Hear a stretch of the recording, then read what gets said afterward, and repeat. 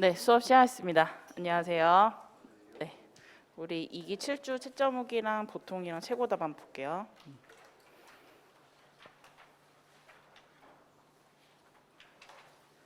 자, 채점후기 문제 1에 물음 1 보시면은 두 번째 줄 평가사의 권리, 의무, 책임을 나눠서 적어주시면 됩니다. 이렇게 써져 있죠. 그래서 요거를 다 쓰셨으면은 점수가 많이 나갔는데 보통이나 최고 답안 보시면은 제대로 쓰신 분이 생각보다 많이 없어요. 그죠? 그래서 요거 복습해 주시고 두 번째 문단에 손해배상 책임을 서술한 분이 적었다. 이렇게 적어줬죠. 그래서 손해배상 책임도 많이 빠뜨렸어요. 그래서 요거 하나 체크해 주시고 자, 그다음에 물음이의 첫 번째 문단에 밑에서 하나, 둘, 셋, 네 번째 줄 보시면 우리 채점팀장은 이렇게 풀었대요. 대상 적격 문제의 경우 행위에 처분성 검토, 뭐 행정계획의 처분성이라든가 개별 공시지가의 처분성이라든가 이런 논점들이 있겠죠. 그 다음에 동그라미 2번 거부행위 처분성 또는 부작위. 그다음에 동그라미 3번 우리가 싫어하는 논점이죠. 그죠? 원처분주의. 그래서 원처분주의 옆에 행정심판법 재결이 있는 경우 이렇게 있죠. 그래서 그분은 재결이 있는지 없는지 요거부터 찾았대요. 그다음에 동그라미 3번에 행정조 자체에 변경 처분이 있는 경우 이거 뭐죠? 재결이 없고 뭐예요? 행정청 스스로 변경하는 케이스인 거죠. 그래서 이분은 이렇게 네 가지 케이스로 나눠서 공부를 하셨다고 합니다. 그래서 요거 잘 모르신 분들은 원처분주의, 재결주의 패턴만 조금 정리를 하셔가지고 공부를 다시 하시고 넘겨보시면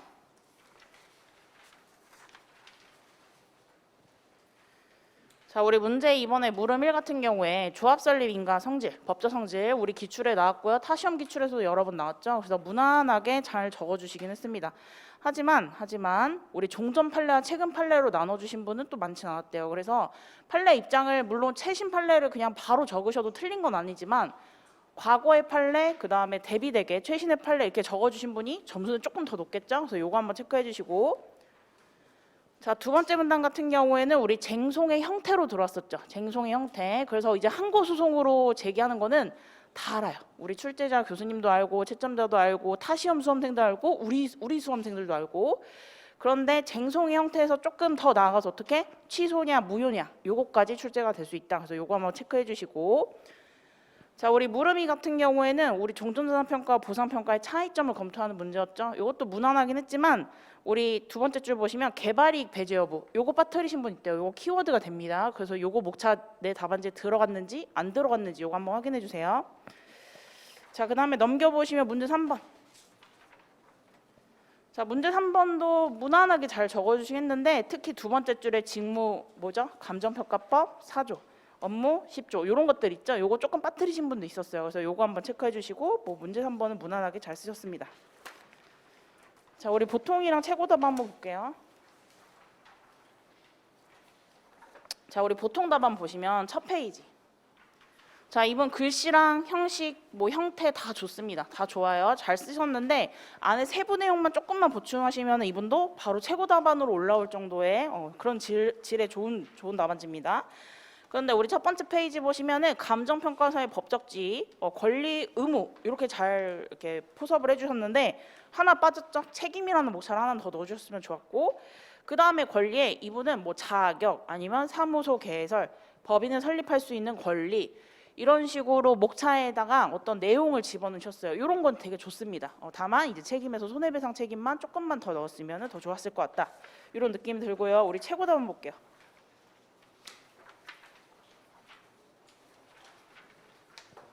자, 이분도 되게 잘 쓰셨어요. 뭐 내용도 빡빡하게 잘 쓰셨고 뭐 형태나 형식 뭐 이런 거 다 좋은데 글씨가 조금 더 크거나 아니면 이분은 펜을 약간 굵은 펜 있죠. 최소 0.7 요걸로 바꿔도 좋을 것 같긴 해요. 그래서 여러 번 시도를 한번 해보세요. 자기한테 잘 맞는지.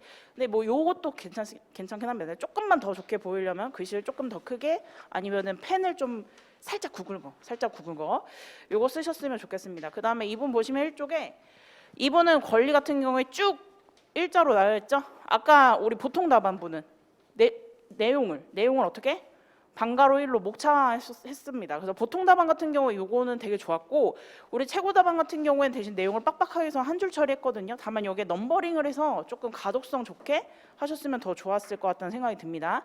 그 다음에 이쪽 하단에 보시면 이분은 책임을 나눠줬죠. 그래서 잘 쓰셨어요. 잘 쓰셨어요. 그래서 최고 답안도 한번 벤치마킹 하시길 바랍니다. 자, 이제 오늘 문제 가볼게요. 자, 오늘부터 이제 3기 새로운 시작이죠. 그래서 좀 1차생분들은 좀 많이 빠진 게 보이고 우리 유해분들 그다음에 1차생도 있어요. 보니까 제 반에 지금 1차인데도 3기를 들어오신 분이 있습니다. 그분들은 올해 꼭 붙겠다는 아주 강한 의지가 보여지는데 지금 우리 한 달 정도, 한 달에서 한 2주 정도 남았거든요. 1차 시험까지. 근데 1차 시험생들은 아마 1차만 집중하느라 2차를 많이 못 건드릴 거예요. 그러니까 우리 2차 시험 뭐죠? 상대평가죠. 그러니까 한 달 반 동안 일단 제일 우선적으로 해야 할 거는 뭐죠? 내가 제일 약한 과목을 집중적으로 할 수 있는 시간이 마지막 기회입니다. 그죠? 그래서 뭐 실리법 중에서 내가 실무 약하다, 아니면 법규 약하다 하시면은 뭐 하루에 전업수강생 기준으로 하루에 한 4시간에서 5시간을 투자를 하셔도 돼요. 그래서 이때 딱 1차생들 합격하고 이제 단연차 분들이나 좀 잘하신 분들 들어오거든요. 나중에 3기 끝나면은. 그러면 그분들이랑 경쟁했을 때 내가 어때요? 우위에 서야 돼요. 우위에 서야 돼요. 그러니까 약한 과목 먼저 위주로 하시고 선생님 저는 실리법 다 무난한데요. 저는 실리법 다 괜찮아요 하시면은 제가 추천한 과목은 법규. 제가 법규 강사라서 그런 건 아니고 내가 실리법 그냥 무난하다 하면은 이때 법규를 확 올려두는 것도 좋아요. 그래서 법규가 안정적이면 어떻게 하냐면 끝에 가면은 되게 그냥 안정적이거든요. 실무 이론 같은 경우에 이게 변동성이 되게 커요. 아시죠? 꽈락률도 없고. 근데 법규 같은 경우 한 번 경지 올라오면은 잘 안 내려가요. 그래서 처음에 2년차 때 내가 55점 맞았어요. 그리고 3년차에 공부를 못해. 왜냐면 실무 이론하고 막 1차하고 영어 점수 막 따고 하다 보니까 못해. 그래서 그냥 들어갔어. 시험장에 법규 공부 못하고. 그래도 50점대가 나오는 과목이 우리 과목이에요. 그렇죠? 그래서 지금 만약에 내가 법규 과목을 좀 공부하고 싶다 하시면은 일단 우리가 풀어봤던 스터디 문제 있죠? 0기부터 2기까지 한번 다시 복습하시고 그다음에 제 단과 들으신 분들은 사례 기출이랑 종합문풀 위주로 한 바퀴 더 돌리시면서 그 안에 있는 단문들 있죠? 일단 그 단문을 암기하는 방향으로 잘 짜시기 바랍니다. 자, 이제 우리 문제 1번 볼게요. 문제 1번은 별 3개입니다.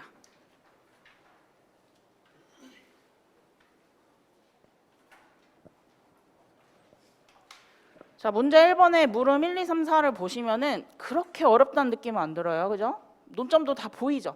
자, 물음 1. 과징금의 법적 성질을 검토하시고 법적 성질을 그럼 쓰면은 법적 성질이 바로 나와야 되나요? 아니죠. 의의나 근거 먼저 설명해주고 그 다음에 법적 성질 써야겠다. 이런 느낌이 들죠. 자, 그 다음에 과징금은요. 변형된 과징금의 의미도 같이 써줘야겠다. 이렇게 머릿속에 한번 생각하시고 그리고 과징금, 벌금, 과태료를 간단히 설명하시고 간단히 이렇게 출제자가 주어진 경우에 뭐냐면은 목차 한 개만 주어져서 목차 한 개만 해서 한 5줄, 한 5점 이내로 써라. 이런 뉘앙스가 내포되어 있어요. 10점 내에 물음 1로 들어왔을 땐. 그래서 과징금, 벌금, 과태료. 저 기출에서 엄청 열심히 공부했는데요. 20점 쓰고 싶은데요. 그래도 어떻게 해야 돼요? 참아야 해요. 그죠? 참아야 합니다. 자, 그다음에 물음이 갑은 국장의 과징금 부과 처분에 불복하려고 한다. 밑줄 쳐볼게요. 감정평가법상 밑줄. 과징금의 불복순환을 검토하시오. 자, 불복수단이라고 들어왔으니까 사실은 행정심판, 행정소송 다 들어가고요. 이의신청까지도 들어가겠죠? 자, 그런데 주어진 조건이 있어요. 뭐? 그죠? 감정평가법에 있는 불복수단만 써주세요. 라는 뉘앙스가 포함되어 있죠. 배점은 10점. 그래서 감정평가법상에 있는 불복수단은 뭐가 있을까요? 그죠? 이의신청이랑 행정심판 이렇게 두 가지를 적어주셔야 합니다. 물음 3. 감정평가법상 과징금 부과 및 징수 절차를 설명하시오. 그래서 요거는 우리 법조 문제였고요. 물음 4. 만일 갑이 국장의 과징금 부과 처분에 대해서 취소를 제기하였고 그 관할 법원은 과징금 부과 처분 이협하도 인정되는 경우 끊어주시고. 자, 여기까지 나왔을 때 뭐 소송 요건을 물어보는 것도 아니고 위법성을 물어보는 것도 아닙니다. 자, 밑줄 칠게요. 일부 취소 판결을 할 수 있는가? 결국 우리 판결의 종류에 대해서 묻고 있어요. 그죠? 일부 취소 판결. 자, 우리 판례랑 기준이 있죠. 판례랑 기준이 일부 취소 판결 어떨 때 할 수 있다고 하죠? 그죠? 분리 가능성 기준을 판단하고 있죠. 자, 근데 분리 가능성 기준을 판시하면서 하나 더 추가하고 있죠. 뭐죠? 기속인지 재량인지에 따라서 나누고 있잖아요. 재량해인 경우에는 행정처의 처분 권한을 존중해야 하기 때문에 재량해일 때 일부 취소 판결할 수 있다? 없다. 법원이 할 수 없다. 그죠? 자, 그러면은 다시 물음 1로 쭉 올라옵니다. 상기 과징금의 법적 성질을 검토하시고 이렇게 나왔어요. 과징금이라면 우리 행정법상에서 주제했을 때 제재금, 즉 변형된 과징금의 의미의 성질에서 열심히 배웠는데 물음 4랑 연결해봐요. 물음 4랑 연결해봤을 때는 여기서 법적 성질을 뭐랑 같이 써주면 좋을까요? 재량이, 그죠? 자, 그래서 법적 성질 검토하고 옆에다가 자, 법적 성질만 딸랑 바로 나오면 어떻다? 기분이 좀 쎄하다. 그러니까 의 또는 근거도 같이 쓰셔도 됩니다. 또는 뭐 취지. 즉 뭐죠? 의의를 물어봤지만 개념을 같이 설명해 주는 것이 출제자한테 인상이 더 좋다. 자, 그 다음에 성질 같은 경우에는 우리 과징금의 주된 노점이 변형된 과징금이다.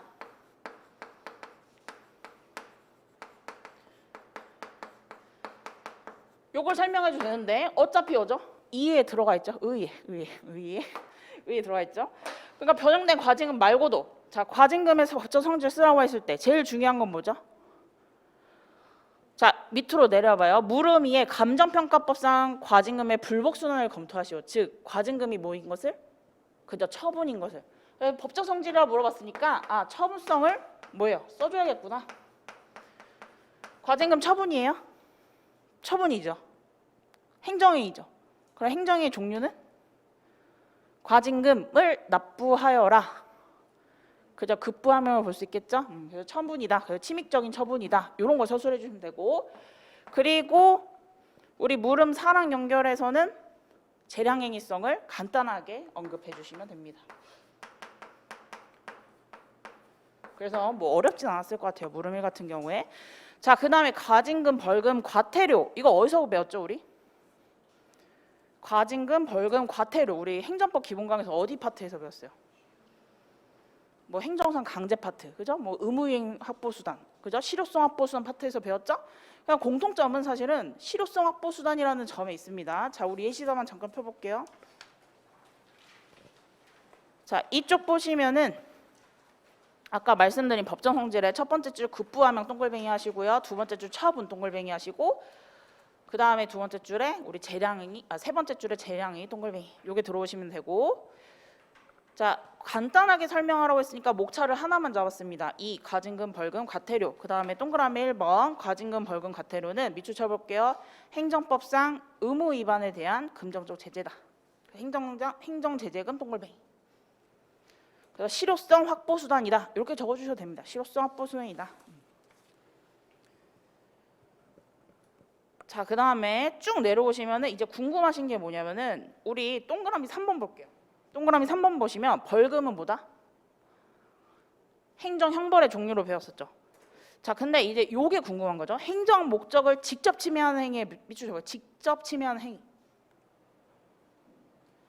자, 그 다음에 과태료 동글뱅이 하시고, 과태료 행정 질서벌 뭐 이렇게 외우셨을 텐데 정보 제공적 신고 의무와 같이 밑줄 쳐볼게요. 행정 목적을 간접적으로 침해. 자, 요게 무슨 말일까요? 직접 침해, 간접 침해. 직접 침해, 간접 침해 볼까요? 어렵지 않아요? 그죠? 말장난 같죠? 뭔가 침해하는 건 맞긴 맞는 것 같아. 그죠? 자, 근데 우리 보시면은 자, 벌금이랑 과태료 감정평가법 몇 조에 있어요? 갑자기 또 법조 문제죠? 벌금은 몇 조에 있어요?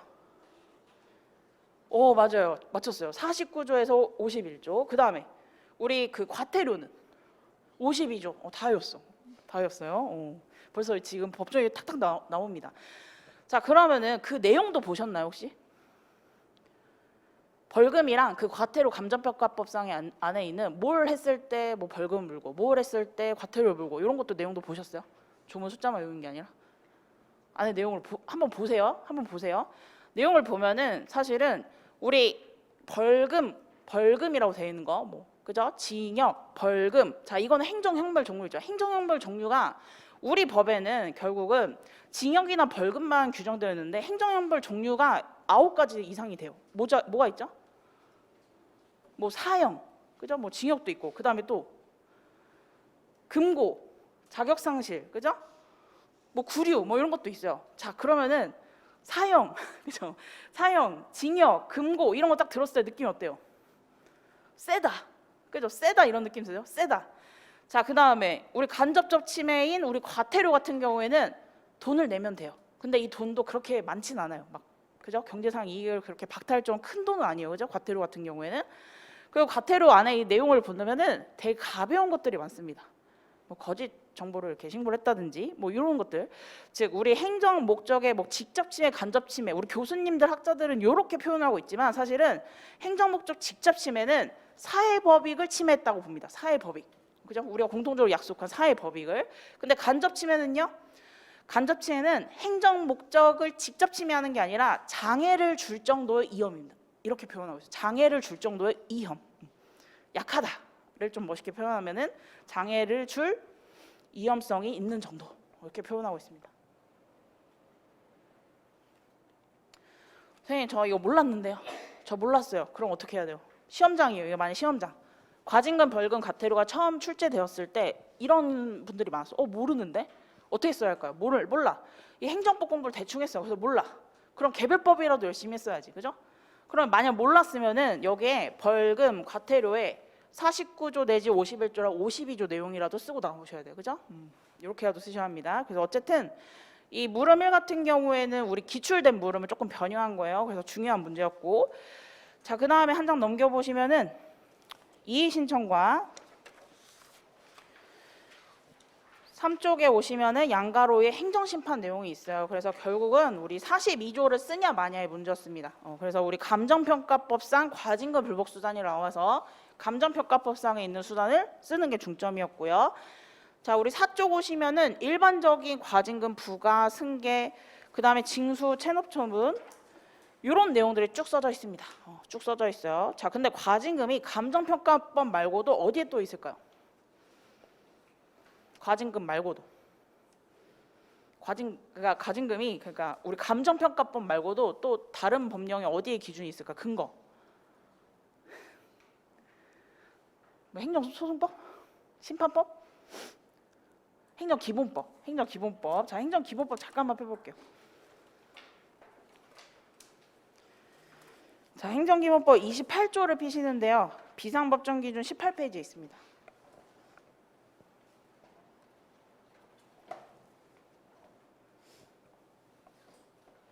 자, 그럼 행정기본법 제4절 과징금 이렇게 돼 있죠? 28조 이렇게 들어와 있죠? 1항 없는 분들은 그냥 들으셔도 돼요. 행정청은 법령 등에 따른 의무를 위반한 자에 대해서 밑줄 쳐볼게요. 법률로 정하는 바에 따라. 자, 과징금은 반드시 개별 법률로 들어와야 돼요. 자, 우리 법으로 따지면 어디 들어와 있어요? 감정평가법에 따라 있는 거죠. 그 위반 행위에 대한 제재로서 과징금을 부과할 수 있다. 이항 근거가 되는 법률에는 과징금에 관한 가음, 각호 사항을 명확하게 규정한다. 1호 부가 징수조치. 주체. 부가 징수조치. 자, 1호 같은 경우에는 우리 법령에 잘 들어와 있나요? 잘 들어와 있어요? 누가 부과해? 국장이. 그다음에 누구에게? 그죠? 감정평가법인 등에게. 그죠? 감정평가법인 등에게. 2호 부가 사유. 3호 상한액. 자, 상한액 들어와 있어요? 들어와 있죠. 감정평가법도 같이 펴보시면 좋긴 해요. 감정평가법을 이렇게 손가락을 이렇게 끼시는 거 아니면 이렇게 뭐 펜을 끼셔도 됩니다. 자, 그러면은 117페이지 비상법정 기준으로 감정평가법은 41조예요. 그래서 이렇게 왔다 갔다 하시면 봐봐요. 그럼 41조 1항의 국장은 감정평가법인 등이 주체 잘 들어와 있죠. 그 다음에 이런 사유들 쭉 들어와 있고 하나, 둘, 셋, 넷, 다섯 번째 줄 보시면은 업무정지 처분에 가름하여 여기다 동글뱅이 하시고 5천만 원. 그 다음에 법인이 얼마? 5억 원. 이게 상한액이죠? 잘 들어와 있어. 잘 들어와 있어. 자, 그 다음에 우리 행정기본법 28조에 우리 2항에 보시면은 결국은 4호 가상금을 징수하려는 경우. 자, 가상금 규정 있어요? 저희 감정평가법에? 다들 표정 이렇게 하시는 분도 있고 표정이 갑자기 굳으신 분 있어. 있어. 자, 보시면은 감정평가법 손가락 끼고 있으시죠? 44조 봐봐요. 44조 1항에 보시면 마지막 줄 뭐래요? 가상금을 징수할 수 있다. 가상금 규정도 우리 시험에 우리 그 법에 잘 들어와 있어요. 그다음에 5 가징금 또는 가상금 체납 시 강제 징수하려는 경우 그 사항 이것도요. 그죠? 이것도 잘 들어와 있죠? 그래서 2항이랑 3항을 한번 읽어보시면 돼요. 44조 2항이랑 3항 왔다 갔다 하시면은 잘 들어와 있구나. 이게 딱 보여요. 자, 그 다음에 다시 행정기본법 29조. 과징금 납부기한 연기 및 분할납부. 이거도요. 어때요? 우리 법에 잘 들어와 있죠. 자, 근데 특이한 게 뭐냐면은 29조 2호 볼게요. 사업의 여건 악화로 사업이 중단이기를 처한 경우. 여기만 밑줄 쳐볼게요. 요게 하나 추가로 조금 특이한 게 있습니다. 기본법에. 자, 그 다음에 다시 우리 감정평가법 보시면 43조 볼게요. 43조. 43조 1항 보시면은 나쁘게 하는 연정하거나 분할 나쁘게 할 수 있다. 이 경우에 필요한 경우에 담보를 제공할 수 있다. 그래서 뭐 이거를 이제 두음을 따서 외우셔도 되는데 뭐 두음 안 따도 느낌으로 딱 보시면은 1호 재해 등으로 재산에 큰 손실이 있는 경우, 2호 가증금 일시에 납부할 경우 자금 사정에 큰 어려움이 예상되는 경우, 뭐 3호 그 밖에 사유 이런 것들이 있죠. 그래서 1호, 2호, 3호를 일단 외우시고 1호, 2호, 3호를 외우시고 2항에 10일 전까지의 동글뱅이 하시고 3항도 1호, 4호까지 묶으시고 내용 한번 읽어보세요. 그래서 이런 것들이 들어와 있습니다. 그래서 사실은 이제 행정기본법이 이제 예전에 3월 24일 전까지 시행되지 않다는 게 지금 이제 뭐죠? 3월이 이제 됐죠. 그래서 저희 시험에 요번에 들어오거든요. 근데 과징금은 기본법에 근거가 있고 사실은 개별법에 없는 규정이 있으면 기본법을 적용하거든요. 근데 기본법에 있는 내용들이 다 어떻게? 우리 개별법에 규정되어 있어요. 그래서 막 기본법을 달달달 외울 필요는 없고 행정기본법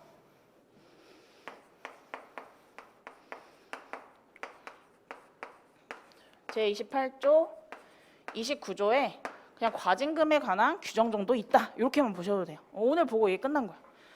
그럼 우린 뭘 외워야 돼? 감정평가법을 외워야 돼요. 그래서 결국은 이 내용들이 우리 개별법인 감정평가법에 아주 잘 들어와 있습니다.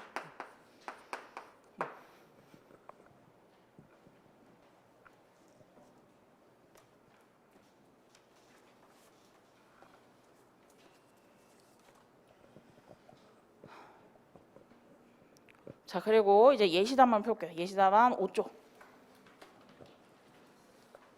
자, 5쪽 하단에 있는 변경의 의미 같은 경우에는 옆에다 쓸게요. 플러스 알파. 이게 배점이 많거나 내가 내용을 많이 설명하는, 내가 답안지를 많이 쓰는 분일 때 이 내용을 써줍니다. 그리고 제일 중요한 건 뭐예요? 물음 4에서 제일 중요한 건 6쪽에 3번 목차 여기다 별표 하나 해주시고 일부 취소 판결이 가능한지 여부. 기준에 첫 번째 줄 분리 가능성 동글뱅이 하시고요. 한 줄 내려오시면 가분성 동글뱅이. 그 다음에 특정될 수 있다의 특정 동글뱅이. 요게 키워드로 들어오셔야 합니다. 다만 일부 취소로 인하여 밑줄 칠게요. 재량권 등 처분권을 침해하고 분리 가능성이 없다면 일부 취소가 불가능하다. 즉 재량행위인 경우에는 없다. 불가능하다. 그래서 우리 기준과 판례대로 그대로 포섭했습니다. 결국은 어때요? 과징금. 우리 법원에서 일부 취소 판결할 수 있나요? 없죠. 재량행위니까. 그래서 마지막 7쪽으로 오시면은 양가로 3이나 사례결 보시면은 결국 과징금 부과 처분은 가분성이 있어서 판결의 대상은 되나 재량행위로서 전체 취소한다 해서 전체 취소 동글뱅이 마지막 줄 있습니다. 7조 하단에. 그래서 이렇게 포섭해 주시면 됩니다.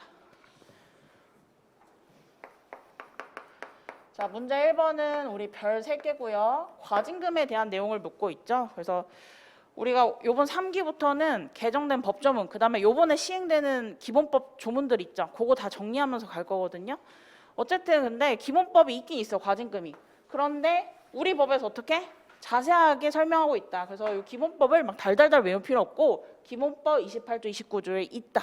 요것만 아시면 돼요. 그래서 만약 근거를 쓰실 때 감정평가법이랑 내가 조금 더 있어 보이고 싶다면은 행정기본법에도 요 조문이 들어와 있다. 요 정도로 조금 플러스 알파로 써주시는 정도면 될 것 같아요.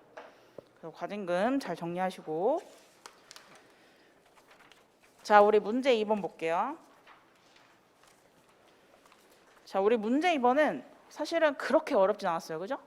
문제 2번. 그죠? 문제 2번은 기본 문제입니다. 문제 2번 별 2개. 자, 물음 1을 볼게요. 손실보상 의미 요건을 검토하고. 뭐 이거 쉽네. 요건 뭐예요? 공제적 득보. 그죠? 공제적 득보. 갑의 손실이 특별한 희생에 해당하는지 검토하시고 그럼 특별한 희생의 의미를 써주면 되겠구나. 구별 기준, 판단 기준 써주면 되겠구나. 이런 느낌이 나죠. 물음이 손실보상 규정이 없는 경우 보상을 청구할 수 있는지, 즉 공제적 특보의 마지막 보이죠. 갑의 주장의 타당성을 검토하시오 이렇게 있습니다. 자, 요거를 조금 난이도 올린다면은 사실 물음일과 물음일을 묶어요. 물음일과 물음일을 묶고 요거를 물음일을 싹 다 없애고 뭐라고 하면 되겠어요? 마지막 사실관계 보시면은 손실보상에 관한 규정이 없다고 하더라도 헌법 2~3조 3항에 근거해 직접 손실보상 청구권을 성립한다고 주장하고 있다. 갑의 주장은 타당한가?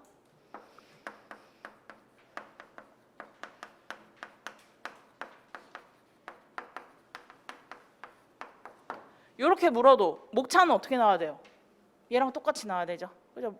이렇게 물어봐도 물음일을 없애고 한 줄로 바꿔도 어차피 목차는 뭐예요? 결국 손실보상 청구권이 있느냐. 손실보상 청구권 성립하려면 뭐가 만족해야 되는데? 그죠? 공제적. 자, 보통 공제적은 잘 안 건드려요. 그죠? 특보. 자, 근데 특별한 희생이라는 개념은 어디서 나오는 거죠? 특별한 희생에 해당하는지 검토하시 이렇게 나와 있죠. 특별한 희생은 무슨 입장에서 나오고 있어요? 특별한 희생은 그죠? 경계이론 입장이죠, 사실은. 경계이론 입장이 뭔데요? 경계이론 입장이 특별한 희생에 해당하면은 그죠? 경계를 넘어서 규정이 없어도 사실은 보상을 해줄 수 있게끔 제도를 마련해주자. 이런 게 지금 우리 경계이론 입장이잖아요. 만약 분리이론 입장이라면요? 만약에 분리이론은 뭐라고 요거를 표현하죠? 과도한 침해, 그죠? 과도한 침해라고 표현하죠? 자, 분리이론에서 제일 중요한 건 뭐죠? 자, 이 사안을 보시면은 아마 문제 푸실 때 보셨겠지만 이 사안을 보시면은 보상 규정이 없어요. 그죠? 관련 법령에 보상 규정이 없어요. 보상 규정은 즉 법령은 누가 만드는데요? 법령은 입법자가 만들잖아요. 그죠? 입법부. 그죠? 입법자가 만들잖아요. 자, 그럼 입법자가 법령을 만들 때부터 애초에 보상 규정을 뺐어요. 그럼 뭐라고 보는 거죠? 사회적 제약을 보는 거죠. 참아라 이러고 보면 참아라. 선생님 그런데 사회적 제약이 아니라 너무 과도해요. 평등의 원칙이나 비례 원칙을 봤을 때 헌법상 원칙을 어기고 있어요. 이 법령 규정이. 그럼 어떻게 해야 돼요? 분리이론 어떻게 해야 하죠? 경계이론처럼 경계를 넘어서 보상을 해라 이러고 있나요? 분리이론 어떻게 해요? 위헌위법이다. 이렇게 보죠. 위헌위법이다. 그래서 어떻게 해요? 다시 법을 만들어 이러고 있죠. 다시 법을 만들어라. 사실 이게 분리이론이 되게 논리적인데 그러면 그 법을 만드는 게 뚝딱 만들어져요? 기본법도 되게 오랫동안 논의됐었어요. 행정기본법도 되게 오랫동안 논의되고 뭐 학자들의 뭐 의견을 거치고 실무가들의 의견을 거치고 그래서 나온 거예요, 저희한테. 근데 법을 만드는 것 자체가 공포까지 얼마나 시간이 오래 걸려요. 그럼 그 사이에 국민들은 고통스럽겠죠. 그죠? 수위난도를 넘는단 말이에요. 그래서 현실적으로 어떻게 우리 행정법학자들이 뭐라고 주장하냐면은 분리이론 일부적으로 논리는 타당하지만 사실은 현실적인 문제 해결하기 위해서 어떻게? 바로 보상 규정이 없어도 사회적 제약이 아니라 뭐 특별한 희생이라면은 특히 주류적인 23조 3항이나 아니면 관련 법을 뭐 유추 적용해서 우리 보상으로 해결하자 이렇게 주장하고 있는 거잖아요, 그죠? 그래서 요 뭐 공통된 논리인데 사실은 우리 문제 2번 같은 경우 그렇게 어렵지 않았을 거예요. 그래서 우리 잠깐만 우리 예시답안 보시면 문제에서 이미 특별한 희생이라고 했기 때문에 경계이론을 좀 깔고 있습니다. 쭉 넘겨보시면 9쪽. 자, 양가로 1 보이세요? 분리이론, 경계이론 여기다 플러스 알파. 그래서 요 내용을 적어주고 특별한 희생으로 가면은 조금 더 매끄럽고요. 그 다음에 양가로 3 판단 기준 이건 반드시 써야죠. 별표해 주시고 학서 이름만 앞 글자만 따면 보수 목사상 맞습니다. 그 다음에 쭉 내려오시면 10쪽 하단에 사안의 경우 있죠. 자, 사안 포섭은 어렵지 않아요. 특별한 희생 같은 경우에는 우리 인적 범위를 특정하는 형식설이랑 실질설 중에서 한두 가지 이렇게 포섭하면 아주 매끄럽습니다. 그럼 형식설은 뭐냐면은 볼게요. 증축에 대한 재산권 침해는 이 구역 내 미출시켜 인적 범위가 특정하면 이게 들어가면 돼요. 컨트롤 C, 컨트롤 V 하시면 돼요. 그리고 사적 효용의 제한을 받으며 목적 재산권의 목적 위반되는 등 특별한 희생에 해당한다고 볼 수 있다 해서 실질설에서 마음에 드는 학설 한두 가지를 쓰시면 됩니다.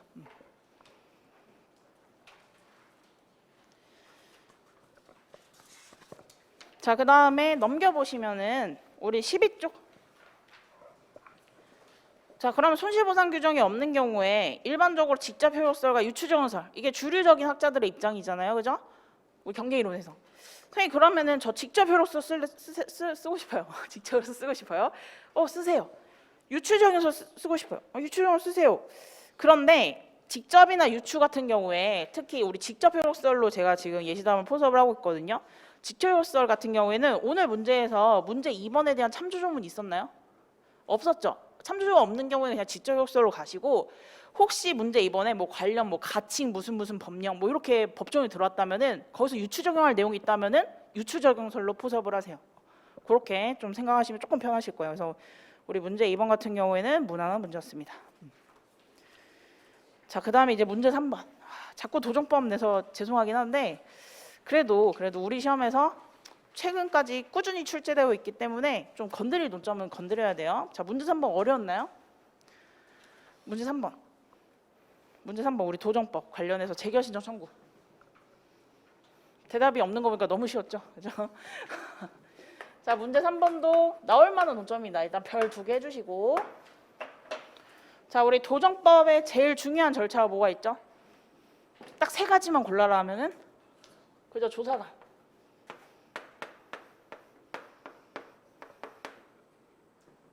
지우개가 여기 있다. 좀 지우고. 자, 조가 뭐예요? 조합 설립 인가. 자, 조합 설립 인가 너무 많이 나왔어요. 식상해.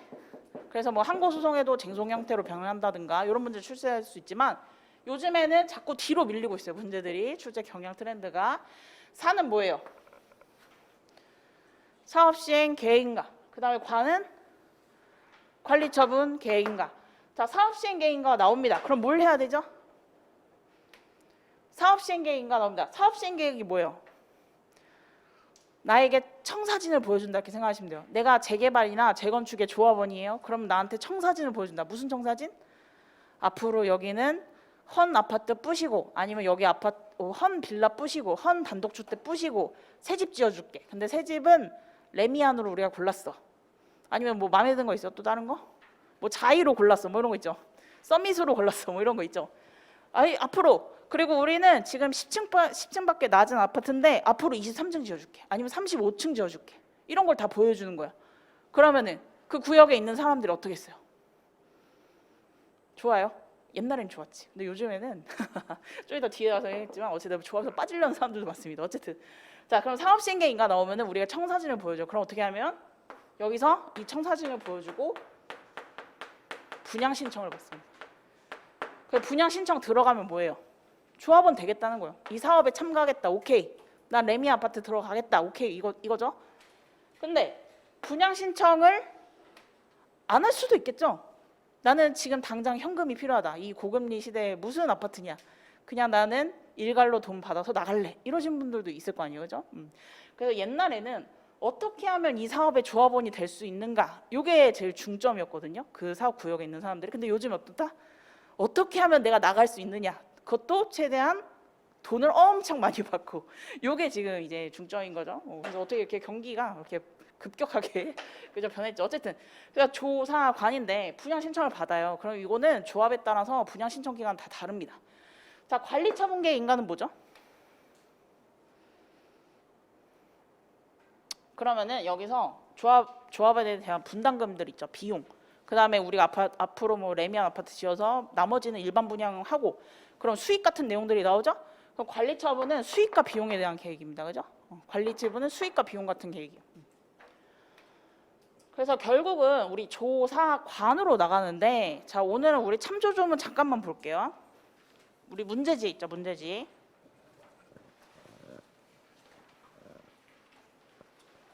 자, 73조가 굉장히 중요한 조문이긴 합니다. 보시면은 문제지에 우리 참조조문도 드렸어요, 오늘. 73조 1항 보시면은 분양 신청을 하지 아니한 자 등에 대한 조치라는 제목 하에 있습니다. 1항. 사업 시행자는 관리 처분 계획이 인가 고시되는 다음 날부터 90일 이내 다음 각 호에서 정하는 자와 토지, 건축물 그 밖의 권리 손실보상. 자, 협의 동글뱅이. 협의 동글뱅이. 각 호에서 정하는 자랑 어떻게? 협의하래요. 자, 그 다음에 1호, 2호, 3호, 4호를 보시면 특히 1호가 중요하죠. 분양 신청을 하지 아니한 자. 분양 신청을 하지 아니한 자. 조합원이 아닌 자죠. 마찬가지로 2호, 3호, 4호도 같은 내용입니다. 분양 신청 종료 이전에 발 담갔다가 뺐어. 경기가 안 좋네 이러면서 나 철회해야지. 또는 분양 신청을 할 수 없는 자. 4호 인가등 관리처분 계획에 따라 분양 대상에서 제외된 자. 결국은 조합에 못 들어온 자들이에요. 그죠? 비조합원이죠. 자, 이런 사람들이랑 뭘 하래요? 이 사람들은 뭐 하래요 여기서? 협의하래요. 협의. 분양 신청 받고 안 된 사람들 모아서 관리처분이 고시된 다음 날부터 언제까지? 90일이네. 90일에 협의를 합니다. 이 분양 신청 기간은 조합마다 다 달라요. 그래서 요즘 사업성이 좀 안 좋으니까 이게 엄청 느려지는 데도 있고 뭐 어쩜 다양하긴 합니다. 어쨌든 90일 이내 협의하래요. 여기서 협의 어떻게 할까요? 협의. 조합원 아닌 자가 있으면 사업 시행자가 한 손에 뭐를 들고 재개발 구역이면 주먹을 들고 한 손에 뭐를 들고 감정평가서를 들고 그죠? 감정가액 대략적인 감정가액을 들고 뭐 어떻게 하는 거예요? 이 돈 받고 꺼져 이런단 말이에요, 그죠? 이 돈 받고 나가 이런단 말이에요. 이정고시가 나가라는 거죠. 이 돈 받고 나가 이런 거, 이 돈 받고 나가 이런단 말이죠. 근데 억울해. 나는 여기서 20년 이상 살았는데 겨우 이 돈 받고 못 나간다. 그럼 어떻게 해야 돼요? 겨우 이 돈 받고 못 나간다. 재개발 구역이면. 자, 봐봐요. 73도 2항 볼게요. 사업 시행자는 제1항에 따른 협의가 성립되지 아니하면 그 기한 만료의 다음 날부터 60일이나 어떻게? 그죠? 수용 재결 신청은 재개발이죠. 수용 재결 신청은 재개발. 옆에서 써봐요. 수용 재결 신청은 재개발. 끊어주시고 매도 청구 소송은 재건축. 그죠? 협의가 안 되면 어떻게? 수용 재결하는 거예요. 수용 재결. 협의 불성립하면은 자, 이 수용 재결은 무슨 재결? 우리 토지보상법에 있는 재결이에요. 위로 올라오시면 65조의 세 번째 줄 보시면 어떻게? 토지보상법 준용한다. 그리고 나머지 쭉 준용합니다. 자, 그러면은 수용 재결 어떻게? 우리 평가하잖아요. 또 평가가 들어간단 말이에요. 자, 평가가 어떻게 들어가냐면은 이 협의할 때 한 번, 여러분들이 곧 얼마 지나지 않아서 올해 말쯤에, 그죠? 그 다음에 수용 재결에서 한 번, 그죠? 자, 수용 재결하는데 토지 소유자가 이거 도저히 안 된다. 내가 원하는 금액이 아니다. 그러면 여기서 어떻게 할 수 있어요? 토지보상법을 준용해요. 여기서부터 어떻게? 이의 신청, 그죠? 그럼 이의 신청 제기하면 중토에서 뭐가 나온다? 이의 재결. 그럼 이의 신청 때 또 우리가 뭐죠? 또 평가하러 들어가는 거. 여기서 끝? 그러면은 여기서 만족한 금액이 얻었어. 그러면 이거 받고 나가면 되는데 인간의 욕심은 끝이 없다. 왜냐면 조금씩 올라가는 게 보이거든. 그러면 어떻게 해야 돼요? 그리고 옆에서 변호사랑 막 행정사들이 막 부추긴단 말이야. 한번 가라고 소송. 그럼 어떻게? 소송 가는 거죠. 결국 보증소로 가겠죠. 보증소로. 그럼 소송 때 또 법원에서 지정을 합니다. 평가를. 이렇게 4번 있어요. 4번 총 평가는 도정법에서. 여러분들의 밥벌이 하나, 둘, 셋, 넷. 좋죠? 그래서 사실은 뭐 물론 이제 수습 되시면 조그마한 것부터 하거든요. 뭐 토지, 뭐 건물, 아니면 구분 건물, 아파트 뭐 이런 것부터 하는데 좀 괜찮다 싶으면 바로 이렇게 같이 들어가는 경우도 있어요. 도정법 같은 경우 있죠. 그런 경우 이제 서브 평가서로 들어갈 수도 있습니다. 그러니까 이런 절차 흐름을 알고 있으면은 업무 때도 많이 도움이 되겠죠. 어쨌든 우리 재개발 이렇게 된단 말이에요. 그러면 협의되지 않으면은 이때 한번 수용 재결 거치고 이의 재결하고 소송 갑니다. 자, 그런데 조합이 막 일을 빨랑빨랑하면 좋긴 하겠죠. 조합이 막 일을 빨랑빨랑해서 쭉쭉쭉 가서 뭐 아파트도 빨리 짓고 뭐 이전고시도 빨리 나오고 막 이러면 좋겠지만 천천히 하는 경우가 대부분 많죠. 왜? 여기 이해관계가 엄청 많이 얽혀 있어요. 막 조합 좀 고소하고 막 이런 다사다난한 뭐 이런 일이 있단 말이에요. 협의되지 않았어. 그리고 조합이 가만히 있어. 그러면 소유자는 어때요? 복장이 터지죠. 그래서 이때 뭘 했냐면은 토지보상법 준용한다며. 그럼 뭐가 있죠 여기? 우리 소유자 및 관계인이 할 수 있는 액션. 재결 신청 청구를 할 수 있잖아요. 그죠? 자, 근데 이 사안에서 뭐냐면은 결국은 여기서 한번 협의를 거쳤어요. 여기서 한번. 자, 근데 우리 재결 신청 청구 가기 전에 우리 토지보상법에서는 어떻게 하고 있어요? 사조 협재잖아요. 그러니까 결국은 조합의 논리는 이거였어. 야, 너 이거는 도정법 협의를 거친 거지. 너 왜 갑자기 재결 신청 청구하니? 나는 사업 기간을 최대한 늘려야 되는데 이러면서 너 토지보상법에 협의 한 번만 더 하자 이러는 거예요. 한 번만 더 하자. 이걸로 지금 시비가 붙은 거예요. 그래서 우리 판례 잠깐 보시면 문제 분석자를 볼게요. 자, 두 번째 박스에 판례 별 두 개. 뭐 이제는 너무 유명한 판례입니다. 유명한 판례여서 다 알아요. 업계 사람들도 알고 우리 수험생분들도 아마 이걸 아시는 분들도 있을 거예요. 자, 판시상 1번 보시면은 첫 번째 줄 수용에 선행하는 협의. 그죠? 우리 사업인정전 협의. 사전 절차를 정한 구 공익사업을 위한 토지 등의 취득에 보상에 관한 우리 14, 15, 16, 28 이거 많이 배웠죠? 그죠? 이거 뭐예요? 그죠? 조계 산협인데 68조만 뒤로, 그죠? 산정만 뒤로 끝에 왔죠? 등이 우리 도정법상 현금 청산 대상자의 토지 등의 소유자에 준용되는지 여부? 소극 동글뱅이. 준용되지 않는다. 그럼 뭐예요, 다시? 이 절차들을 다시 거쳐야 된다? X 거칠 필요가 없다. 자, 그 다음에 한 줄 내려오시면은 결국 도정법에서 재개발 사업에서 토지 등 소유자가 현금 청산자가 되었는데 좀 있을게요. 현금 청산 기간 내에 협의가 성립되지 않은 경우, 협의가 불성립된 경우 토지보상법상 손실보상에 관한 협의를 거칠 필요 없이 사업 시행자에게 수용 재결 청구. 이게 뭐예요? 재결 신청 청구죠. 할 수 있는지 여부 적극 할 수 있다.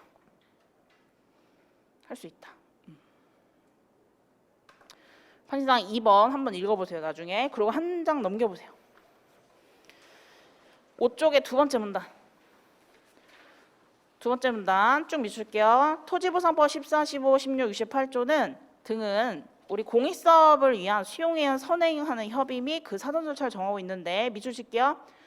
도시정비법령상 체계와 내용, 일반적인 공익사업과 구별되는 도시정비법상 정비사업의 절차 진행의 특수성 동글뱅이 등에 비추어 보면은 결국 다시 거칠 필요 없다 이렇게 주장하고 있습니다. 이렇게 판시했습니다. 결국 우리 판시의 취지는 뭐죠? 이중 절차를 거칠 필요 없다. 중복 절차를 거칠 필요 없다. 왜? 여기서 한 번 했으면 족하나. 다시 협의 안 됐으면 다시 토지보상법 협의를 또 거칠 필요가 없다 이렇게 판시하고 있어요. 자, 그래서 우리 예시답안 보시면은 13쪽. 일반적인 일단 우리 주문이 뭐였냐면은 재결 신청 청구권 설명하고 해서 우리가 열심히 썼어요. 그래서 재결 신청 청구권 설명해라. 의, 취지, 요건 위주로 편집하시면 되고 14쪽에 우리 3 사안의 협의가 불성립했는지 여부 여기다 별 하나. 그리고 양가로 1 관련 판례. 우리가 아까 문제 분석 때 줄친 부분 있죠? 그 내용이 들어가 있습니다. 양가로 2 사안의 경우 보시면은 현금정산 협의는 특례에 해당하며 도정법상 협의를 절차를 거쳤다면 토지보상 협의를 다시 거쳐야 한다? 거칠 필요가 없다. 그래서 갑은 을에게 합의할 뜻이 없다고 밝히면서 조속히 재결 신청을 청구한 바 도정법상 협의가 불성립했고 이는 특례로서 재결 신청 청구 요건인 협의 불성립의 경우에 해당한다. 이렇게 포섭을 했습니다. 그래서 사실은 우리 요거 뭐죠? 우리 일반적인 도정법상 절차랑 그 뒤에 있는 내용을 묻고 있죠. 그리고 그 이후에 우리 재개발 같은 경우에 그 이후에 여기 도정법 여기서부터는 도정법 중요하죠? 쭉. 그러니까 요 평가가 지금 몇 번 들어? 4번 들어가죠? 그죠? 4번 들어가죠? 그러니까 충분히 우리 감정평가사가 출제원 들어가면은 물어볼 수 있는 문제입니다. 그래서 요거 절차 흐름이랑 잘 정리해서 공부해 주시면 됩니다. 자, 이제 다 했어요. 자, 문제 4번. 자, 검증 같은 경우에 별 하나만 해주시고 뭐 버릴 수는 없는 것 같아요. 그죠? 이 논점은 버릴 수는 없어. 그래서 한 10점 정도로 일단 단문은 가지고 있으셔야 되고 검증 같은 경우에 우리 유형에 뭐가 있어요? 산정지가 검증이랑 또 상전지가 검증이야. 산정지가 검증 이게 뭐죠? 약식 검증. 그죠? 약식 검증. 그리고 의견 제출 단계에서 의견 제출 검증, 그다음에 이의 신청 단계에서 이의 신청 검증 있죠? 이 뒤에 있는 두 가지 검증은 뭐죠? 정밀 검증이죠. 그래서 평가사가 어떻게 한다? 출장 다녀온다. 그래서 우리 검증 유형 한번 정리해 주시고 우리 16쪽에 오시면 검증 사항 등 있죠? 완전 법정 문제죠. 그래도 별 하나 해주시고 이 문제사는 별 하나 해주시고 이 법조문 정도는 일단 외워주시길 바랍니다. 그래서 외워주세요. 그래서 요거 한번 내용 잘 정리하시길 바랍니다. 자, 그래서 우리가 이제 3월이 시작됐는데, 3월 시작됐는데 한 달 반 정도, 우리 1차 시험 수험생분들이 합격하고 돌아오시는 이 한 달 반 정도 내가 약한 과목 위주로 하시고, 내가 약한 과목 없다 하시면은 제 바람은 법규 과목을 강화하시길 바랍니다. 그래서 궁금한 거 있으시면은 수업 끝나고 또 물어보시면 됩니다. 네, 오늘 수업 여기까지입니다. 고생하셨습니다.